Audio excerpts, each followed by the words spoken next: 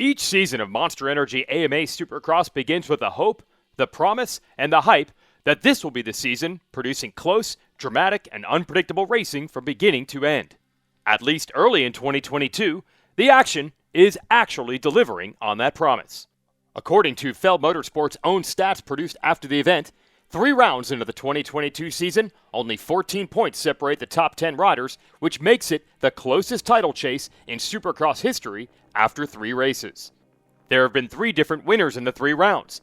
Honda HRC's Ken Roczen at the opener, Monster Energy Kawasaki's Jason Anderson at round 2, and Honda HRC's Chase Sexton at round 3. And those 3 winners have different stories. Roczen has been a perennial winner for the majority of his Supercross career.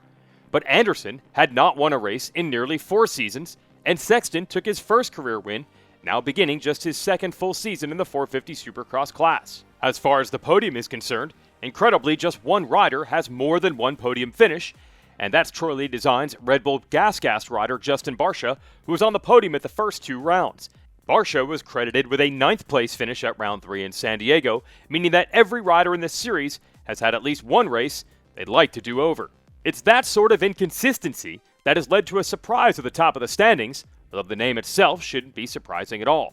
Eli Tomac is the 2020 Monster Energy Supercross champion and has been a perennial contender for more than 5 seasons. However, leading after round 3 makes this the earliest that Tomac has ever led the standings.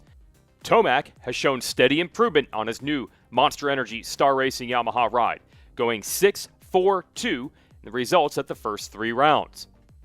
In past seasons, Tomac usually starts slow and gets better as the year goes on, and he would like to use that form to further extend his points lead and potentially win a second title. But he's far from the only rider who thinks the best is yet to come, and it starts with the 2 riders tied for second at 58 points, 1 mark behind Tomac. First, it's Sexton. Coming off his first career win, he'd hoped the confidence and momentum can catapult him into the points lead. And then there's Cooper Webb, the defending series champ, who has gone 2-7-4 in the first 3 rounds and said he has a lot of work to do after round 3. Next in the standings comes Barcia at 56 points, 3 behind Tomac. And then the curious case of Jason Anderson. He is currently tied for 5th in the series at 54 points, making him 5 behind Tomac. But you can make an easy argument that Anderson is the best rider in the series through 3 rounds. He was battling with Barcia for a podium position at round 1 before getting knocked down and would finish in 10th. He won round 2 in Oakland, and then was running second and attempting to chase Sexton down for the lead in San Diego before radiator problems led him to drop back through the field and eventually finish in 8th. It's stories like this that are partially responsible for the point standings being so close. So Anderson could have easily been sitting on 2-1-2 finishes in the first 3 rounds, but that's why they run the races. Currently, Anderson is tied with Plessinger, who also has 54 points and has a second-place finish at round 2 on his new Red Bull KTM. And then comes Ken Roczen, who won the opener and summed it up on Instagram, saying in a normal year, with results like this, 13th and 7th at rounds 2 and 3, he'd be sitting at possibly a 30-point deficit, but instead is just 7 behind Tomac. There's another tie in the standings. Roczen equal with the new Rockstar Energy Racing Husqvarna rider Malcolm Stewart, who has been a very consistent 7-5-5 in the first 3 rounds. MARVIN MUSQUIN sits next in the points, going 4-8-10 in the first 3 rounds.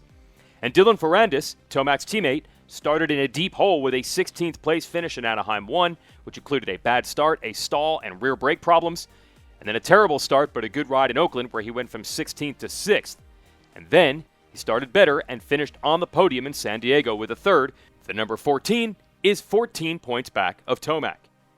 That's the spread between 1st and 10th in the standings, the closest it has ever been after 3 rounds between 10 riders. Can this season continue to deliver this type of parity, or will one or just a few riders begin to make a breakaway?